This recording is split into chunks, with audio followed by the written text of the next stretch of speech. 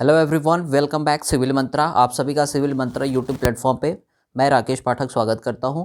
आज के इस पार्टिकुलर लेक्चर्स में हम बात करने वाले हैं शियर स्ट्रेंथ ऑफ सॉइल की कोलम्ब एंड मोहर थ्योरी के बारे में बात करेंगे और इसके बाद स्कैम्पटन पोर वाटर जो हमारा पैरामीटर है इसके बारे में हम बात करने वाले हैं। तो चलिए स्टार्ट करते हैं विदाउट वेस्टिंग टाइम। सबसे पहले बात करते हैं कि शियर स्ट्रेंथ ऑफ सॉइल का मतलब क्या होता है। देखिए, सबसे पहले मैं फिगर के थ्रू आपको समझाऊंगा कि शियर स्ट्रेंथ ऑफ सॉइल क्या है। ठीक है, शियर स्ट्रेंथ ऑफ सॉइल है क्या आखिरकार। देखिए, जैसे मान लेते हैं, ध्यान से समझेंगे कि ये हमारा सरफेस है, ये मान लेते हैं हमारा सॉइल है। ध्यान से समझेंगे, ठीक है। अब इस सॉइल्स, ये मान लेते हैं क्या है, ये सॉइल है। इस सॉइल के ऊपर हमने क्या किया, स्ट्रेस अप्लाई किया। लोड के कारण स्ट्रेस आता है, तो हमने क्या किया, यहाँ पे स्ट्रेस को अप्लाई किया। अब हम जानते हैं कि देखिए यहाँ पे क्या होगा, एक इधर से फोर्स एक जनरेट होगा। ठीक है, अब एक क्या होगा, जब इधर से फोर्स जनरेट होगा तो इसके अगेंस्ट एक फ्रिक्शनल क्या होगा, एक फ्रिक्शनल स्ट्रेस जनरेट होगा। आप जानते हैं फ्रिक्शनल स्ट्रेस जनरेट होगा। ये तो सिंपल सी बात है कि सर जब इधर से फोर्स कार्य करेगा, जैसे मान लेते हैं ये सॉइल को यहाँ किया, मान लेते हैं इधर से फोर्स लगाएगा तो ये क्या करेगा, यहाँ पे भी एक फ्रिक्शनल स्ट्रेस जनरेट होके इस फोर्स को क्या करेगा, इसको रोकने की कोशिश करेगा। ठीक है, कहने का मतलब क्या है सर, कि जो हमारा फोर्स है, फोर्स ये जो हमारा फोर्स है ये किसके बराबर होगा, एक जो हमारा फ्रिक्शनल स्ट्रेस म्यू है और जो हमारा स्ट्रेस है इसके बराबर होगा। ये सिंपल सी बात है। यानी म्यू क्या है, म्यू यहाँ पे कोफिशिएंट ऑफ फ्रिक्शन है। म्यू क्या है, कोफिशिएंट ऑफ फ्रिक्शन है। यानी इसका मतलब ये हुआ सर कि जैसे मान लेते हैं ये सॉइल का, फिर से लेते हैं, ये हमारा सॉइल का क्या है, लेयर है। अब सॉइल्स क्या हुआ कि थोड़ा सा क्या हुआ, अपनी पोजीशन से आगे आप बढ़ गया। जैसे पहले यहाँ पे थी पोजीशन इसकी, लेकिन अब क्या हुआ, ये आगे बढ़ गया। यानी यहाँ पे जैसे ही हमने फोर्स को अप्लाई किया, यानी इधर से हम धक्का दे रहे हैं, जैसे ये सॉइल है इस पे हम क्या कर रहे हैं, धक्का दे रहे हैं, तो सॉइल्स ये आगे बढ़ी। यानी ये क्या है, शियर फोर्स के कारण ये क्या हुई, जो इसके अंदर फोर्स जनरेट हुआ, यही हमारा क्या है, शियर फोर्स है, जो इसको रजिस्ट कर रहा था कि नहीं तुम अपने जो स्थिति, जो अपनी पोजीशन है उसको चेंज मत करो। लेकिन यहाँ पे क्या किया, फोर्स ज़्यादा हो गया तो हमें ये देखने को मिला कि शियर फोर्स इसके अंदर जनरेट होगा। ठीक है, अब यहाँ पे बात आती है कि जो शियर स्ट्रेस जनरेट हो रहा है, यानी जो शियर स्ट्रेस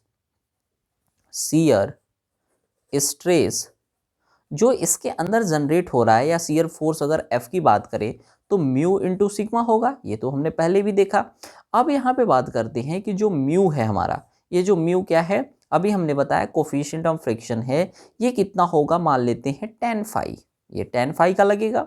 और फाई मान लेते हैं यहाँ पे क्या है, एंगल ऑफ फाई क्या है, एंगल ऑफ इंटरनल फ्रिक्शन है, इंटरनल फ्रिक्शन यहाँ पे मान लेते हैं। ठीक है, अब हमने क्या कहा, हमने यही कहा कि जो टोटल स्ट्रेंथ है, ध्यान से समझेंगे, टोटल जो हमारी स्ट्रेंथ है सॉइल की वो किसके बराबर होगी, यहाँ पे सिग्मा इनटू, और म्यू की जगह हम क्या रख सकते हैं, tan फाई के बराबर होगी। ठीक है, टोटल स्ट्रेंथ हमारी सिग्मा इंटू tan फाई के इज इक्वल टू होगी। तो हम यहाँ पे देख पा रहे हैं कि स्ट्रेस, या तो अगर स्ट्रेस ज़्यादा हो जाएगा या बराबर हो गया स्ट्रेंथ के, तो क्या सॉइल फेल नहीं हो जाएगी, होगा। यहाँ पे सॉइल क्या हो जाएगा, फेलियर हो जाएगा, फेलियर ऑफ सॉइल कहलाएगा। ये सॉइल क्या होगी, हमारी फेल हो जाएगी। ठीक है, अब फेल होने का मतलब क्या है, फेल होने का मतलब है कि जो हमारी यहाँ पे एक डायरेक्ट आपको रिलेशन याद रखना होगा, एग्जाम के में भी पूछा जाता है कि जो शियर स्ट्रेंथ है, ध्यान से समझेंगे, वो सिग्मा tan फाई के क्या होता है, इक्वल होता है। ठीक है, हमने ड्राइव भी किया था। अब ये S क्या है, S इज इक्वल टू यहाँ पे स्ट्रेंथ है, किसकी, सॉइल की स्ट्रेंथ है। और जो यहाँ पे सिग्मा है ये नॉर्मल स्ट्रेसेस है, जो सॉइल्स के अंदर जनरेट हो रही है, नॉर्मल स्ट्रेस है।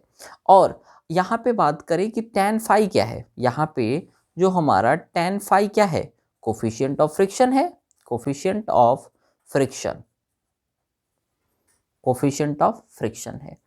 ठीक है, तो यहाँ पे बेसिक हम लोगों ने ये देखा कि अगर बात करें तो हमने ये देखा कि आप देख सकते हैं कि जो हमारी सॉइल है उस पे ऊपर स्ट्रेस आ रहा है। स्ट्रेस के कारण जैसे हमने कहा कि वर्टिकल भी क्या होगा, जैसे सॉइल है तो सॉइल्स में आप जानते हैं कि वर्टिकल के साथ साथ हॉरिजॉन्टल भी फोर्सेस अप्लाई होती हैं सॉइल्स के अंदर, तो वहाँ पे एक फ्रिक्शनल स्ट्रेस जनरेट होगा और इस फ्रिक्शनल स्ट्रेस को हमने म्यू कहा, F is equal to mu into sigma हुआ। अब हमने एक फोर्स है जो अप्लाई किया और सॉइल को अपनी ओरिजिनल पोजीशन से ये सॉइल आगे आ गई, तो यानी इसके अंदर शियर फोर्स जनरेट होगा। ठीक है, फिर हमने ये कहा आगे चल के कि जो हमारी शियर स्ट्रेंथ होगी वो किसकी इक्वल होगी, वो हमारी सिग्मा टेन फाई की इक्वल होगी। अब देखिए यहां से हम क्या करते हैं कि जो सिग्मा टेन फाई है इसमें हम कुछ, क्योंकि सॉइल कैसी होती है, सॉइल को हम ये मान के चलते हैं कि सॉइल हमारी किस स्टेट में है, ये हमारी सॉइल कोहेजन है, यानी यहाँ पे कोहेजन स्टेट में है। कोहेजन का मतलब ये है कि जो सॉइल्स के पार्टिकल हैं वो आपस में कैसे हैं, बिल्कुल डेंस स्टेट में हैं, उनके पार्टिकल आपस में बहुत क्लोज हैं। तो हमने ये कहा कि जो शियर स्ट्रेंथ है, ध्यान से समझेंगे, फाइनल फॉर्मूला हमारा क्या निकल के आता है कि जो सॉइल की हमारी जो शियर स्ट्रेंथ है कोहेजन, ठीक है, प्लस सिग्मा टेन फाई की इज इक्वल टू होती है। ठीक है, ये सिग्मा क्या है, ये देखिए एस क्या है स्ट्रेंथ था, सी क्या है यहाँ पे कोहेजन है, कोहेजन। ठीक है, अगर मान लेते हैं C इज इक्वल टू 0 हो गया तो हम जानते हैं कि ये कौन सा कंडीशन है, ये सैंड का कंडीशन है, क्योंकि कोहेजन सैंड के कंडीशंस में क्या हो जाते हैं, 0 हो जाते हैं। ठीक है, अब समझते हैं यहाँ पे समझते हैं कि आगे अलग अलग सॉइल्स के लिए हमारे कौन कौन से ग्राफ बनते हैं। ठीक है, ये आपके एग्जाम्स के लिए इंपॉर्टेंट है। देखिए अगर बात करें जैसे हमारा यहाँ पे स्ट्रेंथ है, अब मान लेते हैं सिग्मा के बीच में हमने ग्राफ को खींचा, तो देखिए सॉइल्स के अंदर कुछ ना कुछ तो स्ट्रेंथ होती है, सॉइल्स के अंदर कुछ ना कुछ तो स्ट्रेंथ होती है। तो हमने क्या कहा, मान लेते हैं कि इतना सॉइल्स के अंदर क्या है, कुछ ना कुछ तो स्ट्रेंथ रहती है। तो ये किसके लिए हुआ, ये फाई इज इक्वल टू अगर 0 है तो ये हमारा किसके लिए है, क्ले के लिए, ये क्ले के लिए ग्राफ है। ठीक है ना। अब अगर हम बात करें किसके लिए, अब हम बात करते हैं, ये तो हमारा क्ले के लिए हो गया। अब मान लेते हैं कि हमने स्ट्रेंथ और स्ट्रेस, देखिए एस और सिग्मा के बीच में हमने किसके लिए खींचा, मान लेते हैं कि जो हमारी S is equal to C plus sigma tan phi है। अब हमने यहाँ पे फाई को, इसको पूरे को हमने 0 मान लिया, मान लेते हैं कि कंडीशंस बनाते हैं, तो ये एस इज इक्वल टू सी हुआ। तो इस कंडीशंस में हमारी सॉइल्स की क्या होने वाली है, एस और सिग्मा के बीच में ग्राफ कुछ इस तरीके से बनता है। अब हम मान लेते हैं कि सॉइल्स हमारी कैसी है, c is equal to cohesion is equal to क्या हो गया, 0 हो गया। तो सॉइल में तो स्ट्रेंथ है ही नहीं, तो उसके ओरिजिन से स्टार्ट होती है हमारी स्ट्रेंथ। ठीक है ना, बढ़ती है कुछ इस तरीके से लीनियर। तो ये किसके लिए हो गया, ये हमारी हो गई सैंड कंडीशंस के लिए। ठीक है, तो इस तरीके से हम क्या करते हैं, शियर स्ट्रेंथ को डिनोट करते हैं और इस तरीके से हम अलग अलग सॉइल्स के लिए अलग अलग कंडीशंस में हम क्या करते हैं, अपने सॉइल्स को रिप्रेजेंट करते हैं। चलिए अब देखते हैं, यहाँ पे एक टर्म्स आती है सॉइल फेलियर। क्या आती है, सॉइल फेलियर, सॉइल फेलियर। ठीक है, सॉइल फेलियर, सॉइल फेलियर का मतलब ये है, जैसे हमारा ये मान लेते हैं सॉइल्स के ये पार्टिकल है। ठीक है, हमने क्या कहा, इधर से सॉइल्स में क्या किया, इधर से हमने क्या किया, सॉइल्स को प्रेस किया। ठीक है, अब प्रेस करने के बाद हमारी सॉइल्स किस तरीके से हो रही है, ये अगर बात करें तो ये लगभग 2 पार्ट में क्या कर रही है, सॉइल्स को डिवाइड कर रही है ये हम। ठीक है ना, तो यहाँ पे हम मोहर सर्किल के द्वारा इसको क्या करते हैं, डिनोट करते हैं इसको, प्रेशर्स को। देखिए जैसे ये हमारा ग्राउंड लेवल है, ये हमारा ग्राउंड लेवल है, इसके ऊपर क्या है, ये तरीके से लोड आ रहे हैं। ठीक है, तो यहाँ पे क्या हो रहा है कि हमारा जो स्ट्रेसेस जनरेट होते हैं सिग्मा 1, यानी जो वर्टिकल है हमारा, वो मेजर स्ट्रेसेस होते हैं। ये कैसा है, मेजर स्ट्रेस जनरेट करते हैं। और जो हमारे हॉरिजॉन्टल फोर्सेस होते हैं वो क्या होते हैं, माइनर स्ट्रेसेस को जनरेट करते हैं। ठीक है, माइनस होते हैं। हमने ये कहा कि हम तो ये भी जानते हैं, सोम में हमने ये पढ़ा है कि रेडियस बराबर मेजर स्ट्रेसेस माइनर स्ट्रेसेस को सिग्मा 3 मैंने बोल दिया, सिग्मा 3/2 होते हैं रेडियस। तो अब हमने ये कहा कि जो शियर स्ट्रेंथ है, देखिए शियर स्ट्रेंथ को अगर हम यहाँ पे क्या कर रहे हैं कि ये हमारा मेजर, ये हमारा माइनर, अब हम इनके बीच में ग्राफ खींचते हैं तो फेलियर कैसा होता है, ये हमारा फेलियर ग्राफ होता है, यही हमारा क्या है, फेलियर ग्राफ होता है। ठीक है, तो हमने यहाँ पे ये देखा कि जो हमारी सॉइल्स है, ठीक है ना, हमारी जो सॉइल है वो किस तरीके से और किस अलग अलग कंडीशंस में कैसे बिहेव कर रही है। ठीक है, तो इसी के बीच में क्या हुआ, एक सर्किल खींचा गया जिसको हम किस नाम से जानते हैं, मोहर सर्किल के नाम से जानते हैं। अब देखिए यहाँ पे एक चीज़ और आती है कि सिग्मा, देखिए नॉर्मल स्ट्रेसेस जो एक्ट करती है वही सोम वाला फॉर्मूला यहाँ पे भी हम अप्लाई करने वाले हैं। ठीक है, ये फॉर्मूला आप लोगों ने सोम में पढ़ा हुआ है। ठीक है, नॉर्मल स्ट्रेसेस जो सॉइल के ऊपर लग रही है। अब नॉर्मल स्ट्रेसेस के अलावा एक शियर स्ट्रेसेस भी काम कर रही है, कौन सा है, shear stress. Shear stress, shear stress कितना काम कर रही है, sigma 1 minus sigma 3/2 sine 2 alpha. ये सारे फॉर्मूला आपको बिल्कुल जुबान पे होनी चाहिए, क्योंकि यहीं से क्वेश्चन सबसे ज़्यादा बनते हैं और यहाँ से आने के क्वेश्चंस बहुत ज़्यादा चांसेस होते हैं। ठीक है, चलिए, तो यहाँ पे हम लोगों ने शियर स्ट्रेंथ के बारे में बात कर लिया। अब हम बात करने वाले हैं यहाँ पे कि जो हमारा जो सॉइल्स है उसमें हमारे जो दो हमारे क्या थे, साइंटिस्ट थे, उन्होंने इसके बारे में क्या कहा, इसके बारे में उन्होंने कौन सी थ्योरी दिया, जिसको हम लोगों ने यहाँ पे क्या करने वाले हैं, जैसे स्कैम्पटन ने पोर वाटर प्रेशर के बारे में क्या बताया, ठीक है, उसके बारे में हम लोग बात करने वाले हैं। फिर हम लोग यहाँ पे बात करने वाले हैं किसके बारे में, यहाँ पे फिर हम बात करेंगे डिफरेंस के बारे में। ठीक है, तो चलिए स्टार्ट करते हैं। तो अब बात करेंगे किसकी, मोहर एंड कोलम्ब एंड मोहर्स के बारे में। ठीक है, अब हम बात करने वाले हैं मोहर एंड कोलम्ब्स के बारे में, थ्योरी के बारे में बेसिकली, कि उन्होंने क्या बोला। ठीक है, देखिए इन्होंने, देखिए मोहर एंड कोलम्ब, देखिए ये मैं बुक के रेफरेंस से आपको कंटेंट भी मिल जाएगा, मैं दिखा देता हूं आपको, ध्यान से समझेंगे। देखिए इन्होंने बताया कि जो हमारी सॉइल है, मटेरियल्स है, वो essentially fail by shear, shear के कारण कैसी होती है, फेल होती है। तो हमने कहा कि critical shear stresses causing failure depend upon properties of material, ये मटेरियल की प्रॉपर्टीज पे डिपेंड करती है। मतलब क्या है कि हमारी सैंड है, क्ले है, उसके लिए फाई की वैल्यू कितनी है, और नॉर्मल स्ट्रेसेस पे, नॉर्मल स्ट्रेसेस मैंने बताया, अब आपको मैंने बताया कि प्रॉपर्टीज ऑफ मटेरियल के ऊपर भी ये डिपेंड करती है। फिर हमने ये कहा कि ultimate strength of material is determined by stress on potential failure plane. अभी हमने बताया था ना शियर प्लेन के बारे में, अभी हम लोगों ने बात किया। अब देखिए सिग्मा 1 हो, सिग्मा 2 हो, सिग्मा 3 हो, यानी डिफरेंट टाइप्स के हमने लोड के कारण स्ट्रेस को जनरेट करके हम नॉर्मल स्ट्रेसेस का फॉर्मूला लगा के वहाँ पे क्या करते हैं, मेजर और माइनर के बीच में अगर हमें पता है तो वहाँ पे हम नॉर्मल स्ट्रेसेस का फॉर्मूला लगा के क्या कर सकते हैं, नॉर्मल स्ट्रेस को फाइंड आउट कर सकते हैं। तो मोहर कुलम्ब फेलियर जो हमारा मोहर और कुलम्ब फेलियर थ्योरी है, उसी के बारे में हम लोग यहाँ पे बात कर रहे हैं। देखिए इसके बाद देखिए यहाँ पे डायरेक्ट हमने अभी क्या बोला कि जो शियर स्ट्रेंथ है वो cohesion plus sigma tan phi के ऊपर डिपेंड करता है, बिल्कुल डिपेंड करता है। अब हमने ये कहा कि cohesion C is equal to अगर हम जीरो कर दें तो किसके लिए होगा, सर ये C is equal to zero हमारे क्ले के लिए होगी। ठीक है, तो इसके बीच में हमने क्या कहा, कोलम्ब इन्वेलप और मोहर इन्वेलप ने दोनों ने क्या खींचा, इन्होंने कहा कि सॉइल्स में कुछ ना कुछ तो कोहेजन होती है, कुछ ना कुछ सॉइल की स्ट्रेंथ होती है। तो सॉइल्स को तुरंत थोड़ी ना शेयर में फेल हो जाएगा, जैसे हमने लोड लगाया बिल्कुल सॉइल फेल नहीं, उसके अंदर कुछ ना कुछ क्या होती है, स्ट्रेंथ होती है, और वो कितनी होती है, C plus sigma tan phi होती है।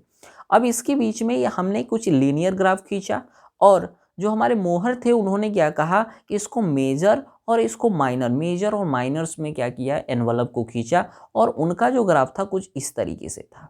तो दोनों में डिफरेंस यहाँ पे देखने को मिल जाएगा। ठीक है, फिर यहाँ पे अभी हमने बनाया था कि ये जो हमारा कंडीशंस था, इसमें हमने क्या कहा कि जब हमारा क्या था कि S is equal to C, यानी जो स्ट्रेंथ है वो कोहेजन के इक्वल आ जाए, तब हमने क्या कहा कि स्ट्रेट फेलियर होता है। ये कैसा होता है? फेलियर हमारा स्ट्रेट होता है, कुछ इस तरीके से। तो हम यहाँ पे क्या करते हैं, डिफरेंट डिफरेंट कंडीशंस में सी की वैल्यू को क्या करते हैं, अलग अलग सॉइल्स के लिए चेंज करते रहते हैं। ठीक है, चलिए। तो यहाँ पे मोहर कोलम्ब थ्योरी थी। इसमें क्या होता है, इसमें कुछ एक दो पॉइंट्स मैं हाईलाइट कर देता हूँ यहाँ पे। जैसे मोहर कोलम्ब थ्योरी, देखिए मोहर मोहर एंड, देखिए मोहर और कोलम्ब फेलियर थ्योरी। ठीक है, इस पे हमने कहा कि इन्होंने कहा कि स्ट्रेंथ किस पे डिपेंड करती है। इन्होंने कहा कि स्ट्रेंथ डिपेंड्स ऑन, देखिए इनके अकॉर्डिंग इन्होंने कहा कि जो स्ट्रेंथ होती है सॉइल की, वो तीन चीज पे डिपेंड करती है। किस पे डिपेंड करती है सर? पहला डिपेंड करती है इंटरनल फ्रिक्शन पे। इंटरनल यानी सॉइल्स के अंदर कितना इंटरनल जो पार्टिकल हैं उनके ऊपर कितना क्या कर रहा है, फ्रिक्शन काम कर रहा है, जिसको हमने म्यू से डिनोट किया। दूसरा इन्होंने बताया कि नॉर्मल स्ट्रेसेस पे, नॉर्मल स्ट्रेस पे सिग्मा, और थर्ड कोहेजन पे, थर्ड कोहेजन पर, कोहेजन स्ट्रेस पे, यानी कोहेजन यानी चिपकना अगर बोल सकते हैं तो, ठीक है ना, चिपकना। मतलब क्या है, इन्होंने कहा कि जो शियर स्ट्रेंथ है वो कोहेजन पर, ठीक, और इंटरनल फ्रिक्शंस और नॉर्मल स्ट्रेस है, ये हमारा नॉर्मल स्ट्रेस, और किस पे हुआ, इंटरनल फ्रिक्शंस पर डिपेंड करती है। इन तीनों चीज पे डिपेंड करती है। ठीक है, इन तीनों चीजों पे क्या करती है, हमारी जो स्ट्रेस होती है वो डिपेंड करती है। ठीक है, चलिए अब हम बात करने वाले हैं यहाँ पे कि ये तो हमने देख लिया। अब हमारा जो मोस्ट इंपॉर्टेंट चीज है वो है स्कैम्पटन पोर पैरामीटर। स्कैम्पटन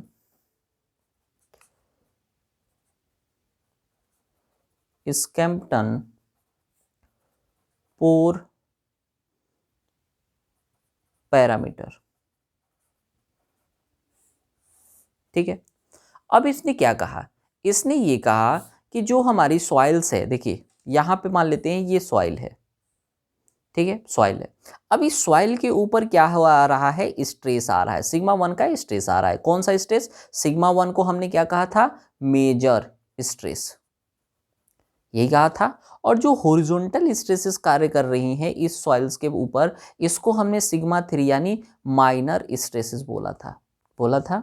ठीक है, अब देखिए यानी यहाँ पे बात करें तो अगर हम इसका क्या कर रहे हैं, इस सॉइल्स को यहाँ पे हमने इस तरीके से फिर डिनोट करी, ये जैसे हमारा सॉइल है, तो देखिए यहाँ पे जो नेट पैरामीटर यानी नेट जो पोर वाटर प्रेशर वो काम कर रहा है, मान लेते हैं ये स्मॉल वी है। ये क्या है हमारा कि नेट जो पोर वाटर प्रेशर जनरेट हो रहा है वो क्या है, यहाँ पे हमारा वी है। ठीक है, नेट। अब हमने क्या कहा, नेट का मतलब क्या है कि जैसे यहाँ पे नेट का मतलब ये है कि जो हमारा v है वो u1 प्लस u2 के इक्वल है। अभी मैं बताता हूँ कि u1 और u2 क्या है। जैसे हमने ये कहा कि u1 और u2 क्या है, तो एक नीचे से भी इसके क्या होगा, एक major principal major stresses generate होगा, और जो नीचे होगा ना, मान लेते हैं कि यहाँ पे u1 होगा और एक जनरेट क्या होगा, यहाँ पे u1 एनर्जी जनरेट हुई और यहाँ पे क्या हुई, भी हुई। ठीक है, अब हमने ये कहा कि इतना प्लस, अब देखिए यहाँ पे सॉइल मास है, इसके ऊपर अगर स्ट्रेसेस जनरेट हुआ तो एक सॉइल ये हो गई, और दूसरा कंडीशंस मैं मान रहा हूँ कि यहाँ पे U2 जनरेट हो रहा है। U2 क्या है, एक तरह से एनर्जी जनरेट हो रही है। ठीक है, सिग्मा 3। अब देखिए ये एनर्जी इसको क्या कर रही है, रजिस्ट कर रही है, यानी मेजर जो स्ट्रेसेस आ रहे हैं उसको कौन रजिस्ट कर रहा है, सर U2 एनर्जी रजिस्ट कर रही है, और यहाँ पे कौन कर रहा है, U1 कर रही है। तो U1 और U2 किसके बराबर होगी, इसके बराबर होगी, जाहिर सी बात है। तो हमने ये कहा कि U1 इज इक्वल टू, देखिए U1 किसके बराबर है, जैसे मान लेते हैं कि इसका B है, तो B equal B into sigma 3, यानी सिग्मा 3 क्या है, माइनर जो स्ट्रेसेस लग रहे हैं इंटू उसकी विड्थ, ठीक है, एनर्जी का। U2 is equal to AB sigma 1 minus sigma 3, sigma 1 minus sigma 3। देखिए अब हमने ये कहा कि ए और बी कहाँ से आ गया, हमने ये कहा कि ए एंड बी क्या है, ये इसको बोलते हैं स्कैम्पटन्स पैरामीटर है। ये इसको क्या बोलते हैं, ए एंड बी स्कैम्पटन पैरामीटर है। अगर हम बात करें कि जैसे हमने बताया बी, तो जो बी हमारा है वो B less than 1 equal to 1 and less than equal to 0 के इक्वल होना चाहिए। ठीक है, अब ये 1 किसके लिए सर, सैचुरेटेड के लिए, सैचुरेटेड सॉइल के लिए, सैचुरेट, 0 किसके लिए, ड्राई सॉइल के लिए। ठीक है, यही होता। अब देखिए हमने ये कहा कि ये तो हम लोगों ने देख लिया। अब हम बात करते हैं किसकी, यहाँ पे हम यहाँ पे बात करते हैं कि सर अगर ए की बात करें, क्योंकि अभी तो हम लोगों ने बी की बात की। देखिए अब यहाँ पे अगर मान लेते हैं जैसे स्कैम्पटन जो हमारा पैरामीटर है उसमें जो ए है वो अगर ए हमारा क्या है ग्रेटर देन 1 है, तो ये क्या है, हाई सेंसिटिव सॉइल है। कैसी सॉइल है, हाई सेंसिटिव सॉइल है। ठीक है, अगर ए लेस देन 0 है तो ये लो सेंसिटिव सॉइल है, लो सेंसिटिव सॉइल है। और अगर ए इक्वल टू 0 है तब क्या है, निगेटिव पोर वाटर प्रेशर है, निगेटिव पोर वाटर प्रेशर, पोर वाटर प्रेशर। ठीक है, तो स्कैम्पटन ने क्या दिया था, अभी हम लोगों ने देखा यहाँ पे कि जो हमारा क्या है, इन्होंने बताया कि जो एनर्जी है जो U1 और U2 है वो क्या करता है, इस जो हमारे स्ट्रेसेस होते हैं उस पे एक्ट करता है और उसको क्या करता है अपोजिट डायरेक्शंस में। देखिए U1, यहाँ पे U1 और U2 ये दोनों एनर्जी क्या होती है मिलके, जो हमारी V है यहाँ पे, ये V ये क्या है, नेट पोर प्रेशर। ठीक है, तो उसके लिए ये एनर्जी हमारी जनरेट होती है। तो ये हमारा क्या है बेसिकली स्कैम्पटन पोर वाटर प्रेशर्स का ये एक कॉन्सेप्ट है छोटा सा। ठीक है, तो यहाँ पे बेसिकली हम लोगों ने 3 चीज़ को कवर किया, जिसमें हम लोगों ने एक तो देखा कि मोहर और कोलम्स के बारे में देखा कि कौन कौन से पैरामीटर काम करते हैं, फिर स्कैम्पटन पोर वाटर प्रेशर के बारे में बात किया। इसके अलावा हम लोगों ने आज इसमें एक टॉपिक और कवर किया जिसमें हम लोगों ने किसके किसके बारे में बात किया, हम लोगों ने बेसिक यहाँ पे बात किया शियर स्ट्रेंथ के बारे में। ठीक है, तो मिलते हैं नेक्स्ट लेक्चर्स में, तब तक के लिए धन्यवाद।